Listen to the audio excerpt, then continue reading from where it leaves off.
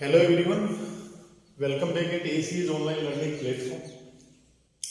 Class 12th के chemistry में हमने 5th चैप्टर स्टार्ट किया था। चैप्टर का नाम था सरफेस केमिस्ट्री। हम पढ़ रहे थे पहला टॉपिक एडजॉर्प्शन। आज उसका लेक्चर नंबर 39। आज हम पढ़ेंगे एडजॉर्प्शन को अफेक्ट करने वाले कौन कौन से फैक्टर्स हैं। आज का हमारा टॉपिक है फैक्टर्स अफेक्टिंग एडजॉर्प्शन। मतलब एक एफर्ट किया था फ्रेडलिक ने लास्ट क्लास में।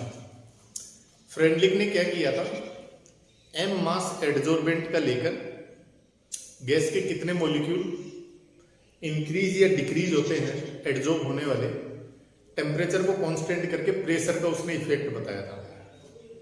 ठीक उसी तरह हम बात करेंगे आज फैक्टर्स अफेक्टिंग एडजॉर्प्शन। एडजॉर्प्शन की रेट कब बढ़ जाती है, एडजॉर्प्शन की रेट कब घट जाती है, उसकी हम बात करेंगे। टोटल इसको अफेक्ट करने वाले 5 फैक्टर्स हैं, पांचों को डिटेल में पढ़ते हैं। एडजॉर्प्शन को अफेक्ट करने वाला जो पहला फैक्टर है सर, फर्स्ट फैक्टर जो है वो है नेचर ऑफ एडजॉर्बेंट। डिपेंड करता है कि किस तरह के पार्टिकल्स आकर इसकी सरफेस पर, एडजॉर्बेंट की सरफेस पर एक्यूमुलेट हो रहे हैं, उनके नेचर पर भी एडजॉर्प्शन की रेट डिपेंड करती है। कैसे समझना सर, मान लीजिए कि किसी सॉलिड की सरफेस पर, ये मान लीजिए कोई सॉलिड था जिसको मैंने एडजॉर्बेंट कहा, इसकी सरफेस पर बाहर से गैस के पार्टिकल आकर एक्यूमुलेट होते हैं। ये गैस के पार्टिकल्स हैं, कि गैस के पार्टिकल आकर एक्यूमुलेट हो रहे हैं। ये जो एडजॉर्बेंट है ये मान लीजिए गैसियस फेज में है, और ये एडजॉर्बेंट जो था वो कौन सी फेज में, सॉलिड फेज में। तो डिपेंड करता है कि ऐसी गैस जिसका क्रिटिकल टेम्परेचर हाई हो, क्रिटिकल टेम्परेचर जिस गैस का हाई होता है उसके एडजॉर्प्शन की जो रेट है, वो भी कैसी होती है, हाई होती है। आपको एक सिंपल ऑर्डर दिया हुआ है, याद नहीं रखना है ये ऑर्डर, कि सबसे ज्यादा एडजॉर्प्शन जो है, जनरल बात करूं तो मैं SO2 गैस का होता है, उसके बाद में NH3 गैस का होता है, उसके बाद में CO2 गैस का होता है, उसके बाद में CH4 का होता है, उसके बाद N2 गैस का होता है, और फिर हाइड्रोजन गैस का होता है। ये ऑर्डर किसका है, ये ऑर्डर एडजॉर्बेंट का है। यानी ऊपर से किसी सॉलिड की सरफेस पर एडजॉर्ब होने वाली जो गैसेज है ये उनका ऑर्डर है। तो गैस कौन सी एडजॉर्ब हो रही है, SO2 NH2 नहीं NH3, अमोनिया गैस NH3, फिर CO2, फिर CH4, फिर N2 रहेगी। ये वो गैसेज हैं जिनका क्रिटिकल टेम्परेचर हाई है। क्रिटिकल टेम्परेचर वो टेम्परेचर होता है जहां कोई गैस लिक्विड में कन्वर्ट होती है। तो कहने का मतलब सबसे पहले एडजॉर्प्शन की रेट इस बात पर डिपेंड करती है कि एडजॉर्बेंट का नेचर कैसा है। एडजॉर्बेंट यदि गैस है, एडजॉर्बेंट सॉलिड है, और एडजॉर्बेंट यदि गैस है तो गैस के क्रिटिकल टेम्परेचर पर उसकी रेट डिपेंड करती है। दूसरा जो फैक्टर होता है ना, सेकंड फैक्टर, वो होता है नेचर ऑफ एडजॉर्बेंट। जिस सब्सटेंस की सरफेस पर पार्टिकल्स का एक्यूमुलेशन होता है उसकी सरफेस रफ होनी चाहिए, खुरदरी सरफेस होनी चाहिए। मतलब ये हमारा सॉलिड था ना, इसकी सरफेस जो है ना ये खुरदरी होनी चाहिए सर, रफ सरफेस होनी चाहिए। जितनी ज्यादा खुरदरी होगी उतने ज्यादा रेजिडुअल फोर्सेस बनेंगे, उतने ज्यादा एक्टिव सेंटर होंगे। एक्टिव सेंटर क्या होते हैं, किसी एडजॉर्बेंट के सेंटर पर एक्टिव सेंटर क्या होते हैं, एक्टिव सेंटर वो पॉइंट्स होते हैं on the surface of adsorbent जहां पार्टिकल्स का एक्यूमुलेशन होता है। तो जितने ज्यादा एक्टिव सेंटर होंगे उतना ज्यादा एडजॉर्प्शन होगा, और एक्टिव सेंटर को रफ सरफेस से बढ़ाया जाता है, खुरदरी सरफेस होनी चाहिए।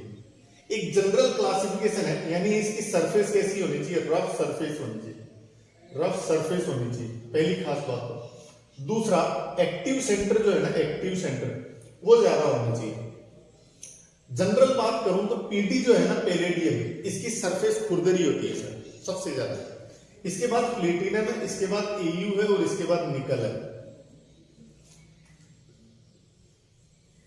पैलेडियम की सरफेस पर सबसे ज्यादा एडजॉर्प्शन होता है, उसके बाद प्लेटिनम, उसके बाद एयू, उसके बाद क्या है, निकल। इसका रीजन ये है क्योंकि पैलेडियम की सरफेस सबसे ज्यादा खुरदरी होती है, रफ सरफेस होती है, इसकी सरफेस पर एक्टिव सेंटर ज्यादा होता है। तो इनमें हमारा कोई रोल नहीं है, हम काट काट कुछ भी नहीं कर सकते। ये नेचर ने इनको दिया है कि सबसे ज्यादा SO2 गैस एडजॉर्ब होती है। क्यों? क्योंकि ये इजीली लिक्विफाइबल है, क्रिटिकल टेम्परेचर इसका हाई है, उसके बाद NH3, उसके बाद CO2, उसके बाद CH4, उसके बाद N2, उसके बाद H2 है। यहां पर बात करें एडजॉर्बेंट की, जिसकी सरफेस पर एक्यूमुलेशन होता है, उसमें पैलेडियम पर सबसे ज्यादा एक्यूमुलेशन होता है, फिर प्लेटिनम पर, फिर एयू पर, फिर निकल पर। ये दो पैरामीटर्स हो गए। इनके बाद बात करें अपन, तो तीसरा पैरामीटर हमारे हाथ में है, सरफेस हम ले सकते हैं, सरफेस ऑफ एडजॉर्बेंट हम कम या ज्यादा कर सकते हैं।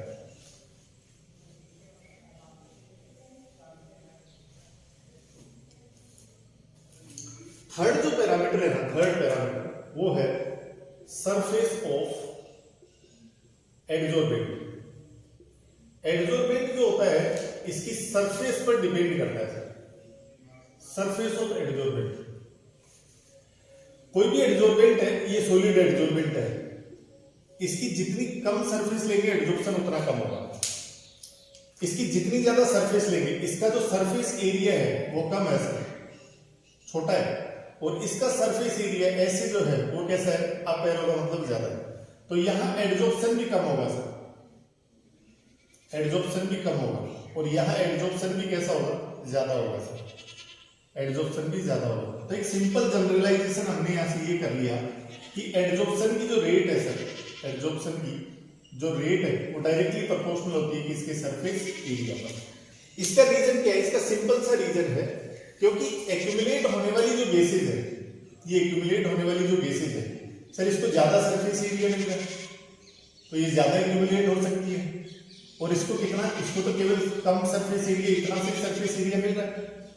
तो जितना बड़ा सरफेस एरिया होगा, एडजॉर्प्शन की रेट भी उतनी ही ज्यादा होगी। तो एडजॉर्बेंट जो होता है उसका सरफेस एरिया ज्यादा लिया जाता है। जितना ज्यादा एडजॉर्बेंट का सरफेस एरिया लेंगे उतना ही ज्यादा क्या होगा, उतना ही ज्यादा एडजॉर्प्शन होगा। फोर्थ फैक्टर पर बात करते हैं, चौथा, इफेक्ट ऑफ प्रेशर। ये हमने लास्ट क्लास में पढ़ लिया था, इफेक्ट ऑफ प्रेशर। इसको हमने आइसोथर्म में पढ़ा था, एडजॉर्प्शन आइसोथर्म करके पढ़ा था हमने इसको, इस टॉपिक को एडजॉर्प्शन आइसोथर्म करके पढ़ा था। इसका दूसरा नाम भी होता था, नाम था फ्रेवेंटलिक आइसोथर्म, फ्रेवेंटलिक आइसोथर्म करके भी पढ़ा था हमने इसको। क्या पढ़ा था हमने? हमने पढ़ा था कि sir x upon m is directly proportional p to the power 1/n, ऐसा होता था सर। एक ग्राफ आया था, आज इस ग्राफ को 3 पार्ट्स में डिवाइड करके देखते हैं सर। ये हमने ग्राफ बनाया था, इधर x एक्सिस पर, y एक्सिस पर x/m लिया था और x एक्सिस पर p लिया था हमने। ये जो ग्राफ था वो कुछ इस तरह से बना था। इस ग्राफ को हम क्लासिफाई कर सकते हैं, ये जो ग्राफ बन रहा है इसको हम क्लासिफाई कर सकते हैं 3 पार्ट्स में। इसके 3 पार्ट्स बनाए जाते हैं, ये फर्स्ट पार्ट है, ये सेकंड पार्ट है और ये थर्ड पार्ट है। पार्ट फर्स्ट, पार्ट सेकंड और पार्ट थर्ड बनाए जा सकते हैं। फर्स्ट पार्ट जो है ना, फर्स्ट पार्ट, उसमें एक सीधी लाइन बन रही है, ऐसा हम मान सकते हैं कि एक स्ट्रेट लाइन बन रही है। तो इस इक्वेशन जो है x/m ये डायरेक्टली प्रोपोर्शनल टू p है। वो कब पॉसिबल है? जब यहां n की वैल्यू 1 हो, क्योंकि जैसे ही आप 1/1 करेंगे तो ये p केवल p रह जाएगा। कहने का मतलब यदि लो प्रेशर हो, लो प्रेशर हो, तो ये जो ग्राफ है ये कौन सा है? ये डायरेक्टली प्रोपोर्शनल का ग्राफ है सर, डायरेक्टली प्रोपोर्शनल का ग्राफ है। मतलब शुरू में आप जितना प्रेशर बढ़ाएंगे x/m की वैल्यू उतनी ज्यादा बढ़ती रहेगी। सेकंड ग्राफ की बात करते हैं अपन, सेकंड ग्राफ की, तो x अपॉन m जो है वो डायरेक्टली प्रोपोर्शनल है p to the power 1/n। यहां n की वैल्यू जो होती है वो 0 से लेकर 1 के बीच में होती है, और इस ग्राफ को मैं कहता हूं कि एक्सपोनेंशियल ग्राफ है। एक्सपोनेंशियल ग्राफ है, पी यहां मॉडरेट है, प्रेशर जो है बहुत ज्यादा कम भी नहीं, यहां तो लो प्रेशर था, यहां मॉडरेट प्रेशर है और यहां हाई प्रेशर है। थर्ड रीजन में हाई प्रेशर हो गया, फर्स्ट रीजन में लो प्रेशर था सर। तो प्रेशर लो रहेगा तो डायरेक्टली प्रोपोर्शनल ग्राफ रहेगा, प्रेशर मॉडरेट रहेगा तो एक्सपोनेंशियल ग्राफ होगा। थर्ड रीजन की बात करूं तो प्रेशर हाई है, यहां h/m जो है वो directly proportional p to the power 0 हो जाता है, और किसी का भी पावर 0 1 होता है। यहां n की वैल्यू जो है वो इंफिनिटी होती है, और ये ग्राफ क्या है, ये graph parallel to x axis बन रहा है। मतलब अब आप प्रेशर बढ़ाएंगे तो h/m पर कोई असर नहीं हो रहा, पैरेलल टू x एक्सिस हो गई। तो फ्रेंडली के आइसोथर्म पर हमने ये सीखा कि शुरू में कम प्रेशर पर प्रेशर इंक्रीज करने पर h/m बढ़ता है, उसके बाद मॉडरेट प्रेशर पर ये एक्सपोनेंशियल चलता है, और उसके बाद हाई प्रेशर पर इसका कोई असर नहीं होता। पांचवा और आखिरी फैक्टर जो है वो टेम्परेचर का असर है।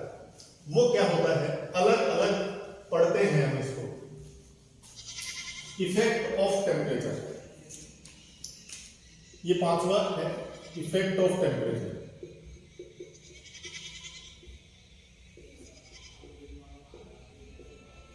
टेम्परेचर का क्या इफेक्ट होता है समझना। अलग अलग होता है सर, एक तो होता है फिजिकल एब्जॉर्प्शन जिसको हम फिजिसोप्शन भी बोलते हैं, और दूसरा होता है केमिसोप्शन। दोनों पर टेम्परेचर का असर अलग अलग होता है, केमिसोप्शन पर अलग होता है, फिजिसोप्शन पर अलग होता है। फिजिसोप्शन जो होता है उसमें h/m और टेम्परेचर के बीच में यदि ग्राफ बनाया जाए तो ये डिक्रीजिंग ग्राफ होता है। केमिसोप्शन में कुछ उल्टा होता है, केमिसोप्शन में यदि x/m और टेम्परेचर का ग्राफ बनाया जाए तो शुरू में ये इंक्रीजिंग होता है, बाद में ये डिक्रीजिंग होता है। अब इसको एक्सप्लेन करते हैं कि इस तरह के ग्राफ्स क्यों बनते हैं, इसको अपन एक्सप्लेन करते हैं। देखो फिजिसोप्शन में वीक फोर्सेज होते हैं, एड्जॉर्बेंट के बीच में और एड्जॉर्बेट और एड्जॉर्बेंट के बीच में जो फोर्सेज होते हैं उनको हम वीक वंडरवॉल फोर्सेज कहते हैं। जो पार्टिकल पहले से एक्यूमुलेट हो चुके हैं, टेम्परेचर बढ़ाने पर, देखो इधर टेम्परेचर बढ़ रहा है, ये बॉन्ड्स टूटने लग जाते हैं यहां से। तो जो पार्टिकल पहले से एक्यूमुलेट हो चुके हैं, एड्जॉर्बेट और एड्जॉर्बेंट के बीच में वीक फोर्स ऑफ अट्रैक्शन होता है, वंडरवॉल फोर्स उसको हम बोलते हैं। टेम्परेचर बढ़ाने पर ये पार्टिकल का डिसॉप्शन होने लग जाता है, बॉन्ड ब्रेक होने लग जाते हैं, बॉन्ड टूटने लग जाते हैं। क्योंकि जब भी हम टेम्परेचर सप्लाई करते हैं, बाहर से एनर्जी देते हैं, टेम्परेचर बॉन्ड टूटने लग जाते हैं, तो यहां से बॉन्ड ब्रेक होने लग जाते हैं। तो एड्जॉर्प्शन की रेट है वो शुरू से ही क्या हो जाती है, डिक्रीज होने लग जाती है। ये तो मेरे को समझ में आ गया। लेकिन सर केमिकल एड्जॉर्प्शन में ऐसा क्या होता है कि शुरू में रेट ऑफ जो एड्जॉर्प्शन है वो तो बढ़ती है, यहां तक तो बढ़ रही है टेम्परेचर बढ़ाने पर, और फिर इसके बाद टेम्परेचर और बढ़ाया जाए तो फिर ये डिक्रीज होती है। इसका क्या रीजन है समझना है। यहां पर एड्जॉर्बेंट और एड्जॉर्बेंट के बीच में जो फोर्स लगता है सर, इसको हम केमिकल फोर्स बोलते हैं। यानी एक केमिकल बॉन्ड होता है, और chemical bond specific in nature होता है। केमिकल बॉन्ड बनने के लिए रिएक्टेंट मॉलिक्यूल्स को एक मिनिमम एनर्जी को पार करना पड़ता है, जिसको एक्टिवेशन एनर्जी कहते हैं। तो अभी ऐसे एड्जॉर्बेंट भी रहे होंगे जिसने एक्टिवेशन एनर्जी को पार नहीं किया और वो बॉन्ड नहीं बनाए और वो एक्यूमुलेट नहीं हुए, आके थोड़े से दूर रह गए, वो थोड़े से पीछे रह गए।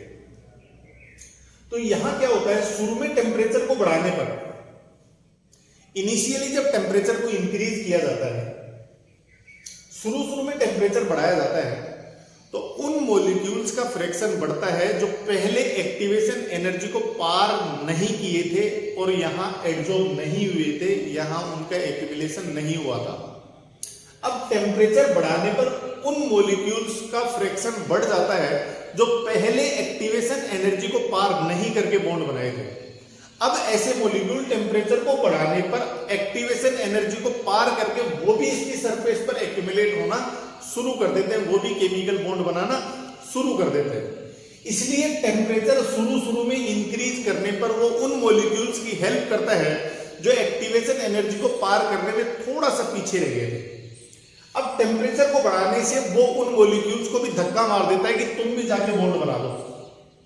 तो पार्टिकल्स का एक्यूमुलेशन इसलिए बढ़ जाता है क्योंकि एक्टिवेशन एनर्जी को पार करने के मॉलिक्यूल्स का टोटल नंबर, टोटल फ्रैक्शन बढ़ जाता है।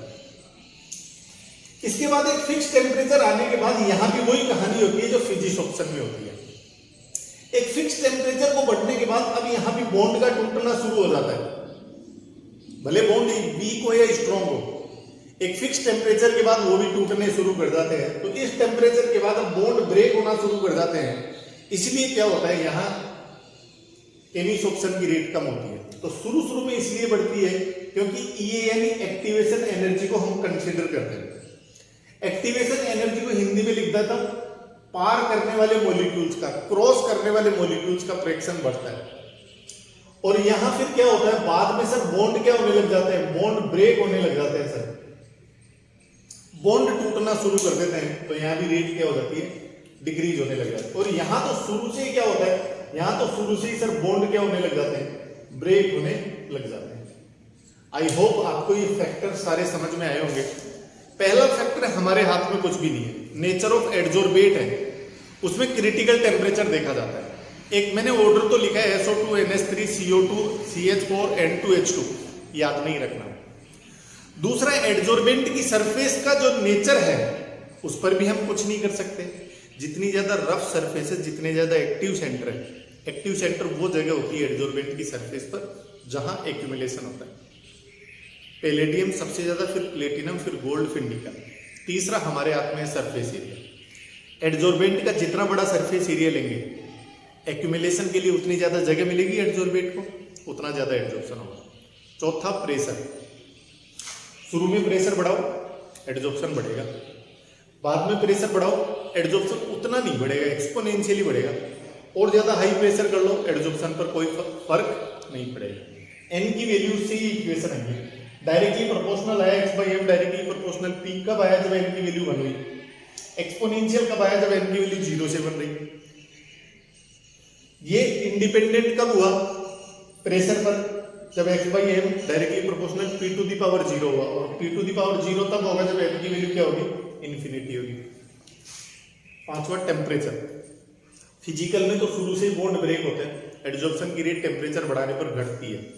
केमिकल में पहले एक्टिवेशन एनर्जी को पार करने वाला मॉलिक्यूल का फ्रैक्शन बढ़ता है, एडजॉर्प्शन भी बढ़ता है, फिर बॉन्ड ब्रेक होते हैं तो ये डिक्रीज होते हैं। कल हम बात करेंगे एवरीडे लाइफ में एडजॉर्प्शन के क्या क्या यूजेज है, उसकी हम बात करेंगे। कल मिलते हैं नेक्स्ट लेक्चर में। Thank you.